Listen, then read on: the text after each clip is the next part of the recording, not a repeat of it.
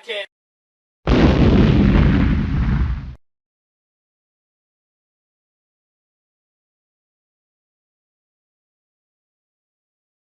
Chill. This the Broke Ass Podcast. We got money though. I'm here solo today. I got my brother here for a great interview. Bo-Bangz. What's good, baby? What's good, my G? You already know I should be fired. You still using that? You still use that, boy. Every time I be on your broadcast, you know I'm gonna say it. That shot's right there, man. Yes, sir. So how you been, my brother? I've been good. I can't complain, dude. Can't complain. Nah, bro. About to get married. Loving it too. Milestone. Yes, sir. What's up, baby? How you? Hey, shout out Sandra. That's my sister. She put up with your ass so for 20 years, so I gotta that gotta be my sister. 20 years? Is it 20? It's 20? up there. Y'all been together longer than me and my I'm wife. 34. I ain't been with her since I was 14. Oh damn, you right. Yeah. About 15. It is what it is. I take all the numbers I can get with my baby. That's a fact. My anniversary just passed now, right? I know this is the interview, but still, my anniversary just passed. I put on Facebook, happy 16 years, da da da. Last year I put on joint 15 years, da da da. So my wife tell me, babe, you know it's only 15, it's not 16. So you forgot the year, you just knew the day. Hey, as long as you remember the day, we in good water. I'm like, no, she was like, I was pregnant with A. Marie, and that was 2011, and da da da da. So I'm just saying, remember the year of the anniversary, because I feel as long as I remember the day, I think my baby gonna be good. She can remember the years. I just know the day, and I'm going. As long as I remember the day, she gonna, you know, right. She gonna make sure I'm good. Facts. Well, if I don't, she gonna swell my head. Yeah. You know she'll do it. I'm starting a line for female on male domestic violence that we can call. You know what I'm saying? I'm gonna start it by What's 2 the weeks. sign that you need to make? It's like a sign you make with your hand. Oh, that's what it is? It's like, yeah. We're gonna come up with one. You're supposed to do a sign with your hand, so if people are around, you can do that sign, and they'll know that you being abused. hurt. You need some help. Yeah. I didn't know that. That's kind of dope, though. Yeah, I'm just make sure I learn that sign. I learned all the other signs back in the day. So that's a fact. We're here to talk about the album, though. But before we get into that, everybody should know Bo-Bangz around here. One of the hottest spitters. Flow is crazy. This is all my opinion, but it's the truth.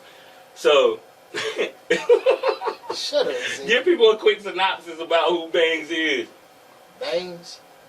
I just feel like I got different, like alter egos. Bangz is just that person that love to do music. Very bar heavy sometimes, and sometimes he just like to bop. You know what I mean? He's just a musical inclined person. Word. He just like to be around the music. How long you been rapping? I've been rapping since I was in the 4th grade. 4th grade, yeah. God damn, in the 4th grade? Yeah, I was like, freestyling, playing with it. 4th grade. And, shout out to all the older spitters from back in the day. You know what I'm saying? Because that's what influenced me more than anything. But in the 4th grade, what made you want to rap in the 4th grade? Bro, I was just hanging around, being around my god brother, really. And then he was being around, like, all the spitters, like Lil Marty, Lonnie and Donnie from back in the day. You know what I'm saying? They used to sit on the block. They used to freestyle over there in Eastover.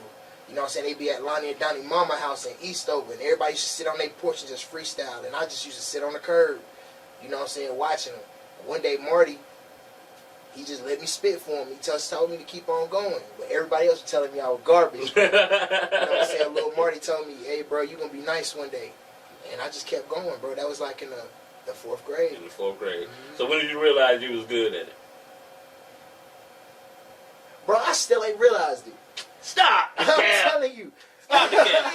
Still don't realize it. Cap, bro. I'm going to tell you why, bro. I gotta give you this right bro, here. because It's cap. I'm going to tell you, I'm still learning. I'm still growing.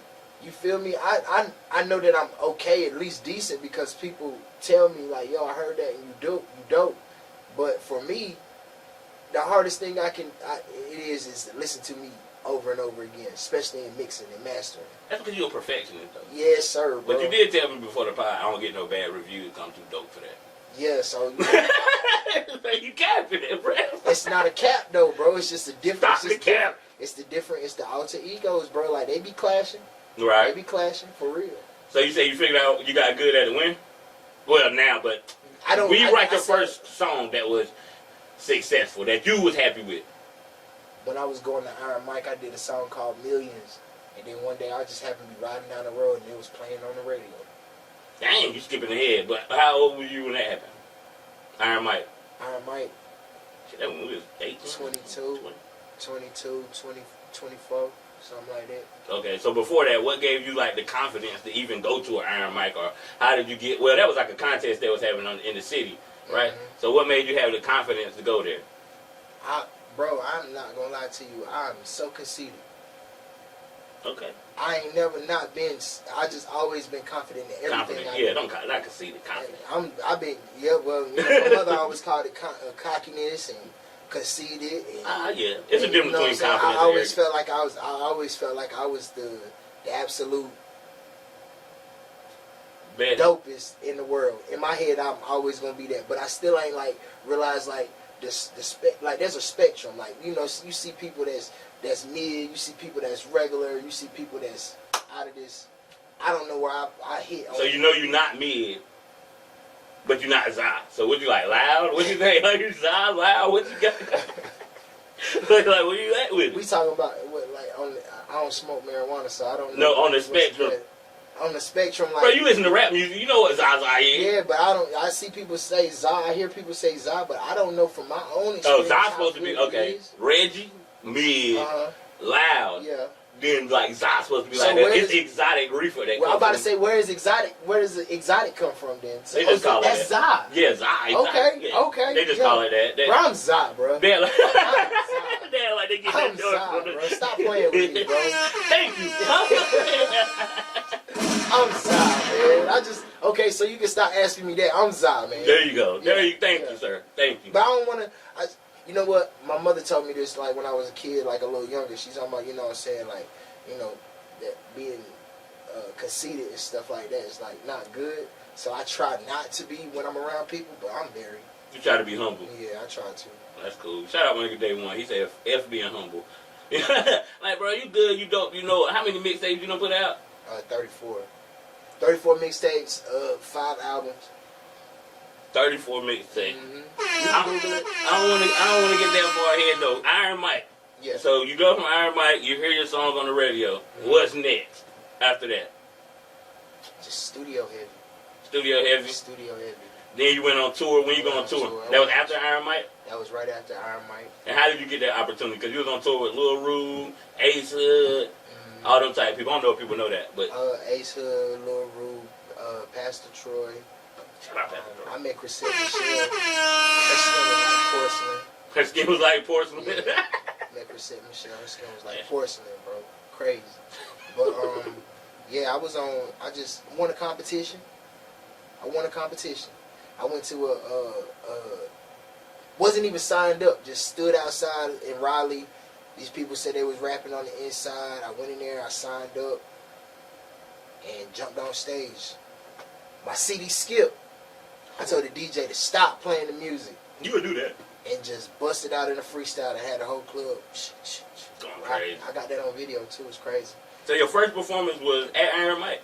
Nah, my first performance was at the Poorhouse in Raleigh. And what age was that at? I was in college, so that was like 18, 19. Did you do good or bad? Man, I sucked, bro. I sucked, man. It was bad. And then I had on these dusty clothes, bro. You ain't got that video. I had a hat. Yeah, I do. You never see it. My hat was, my brim was like dented. You know what I'm saying? And I just remember I was on stage, and this is crazy. I was on stage, and I had a song called TKO. It's a TKO, total knockout, right? I didn't know that TKO meant technical knockout. So I said total knockout, and the dude just screamed from the back, something like, bro, it's a total knockout, that hat you got on.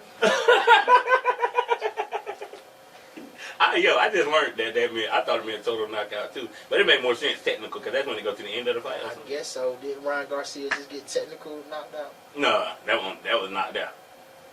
He was on his knee, so that's technically he's knocked out, right? Nah, it's like TKO, you go down so many times in a round or something. I don't know. I ain't even gonna try to act like I know. But I just wanted to give people a little bit of your background. Yeah. So, you toured, you did all of this, so you've been in the game like 15 years, 16? I ain't did the math, but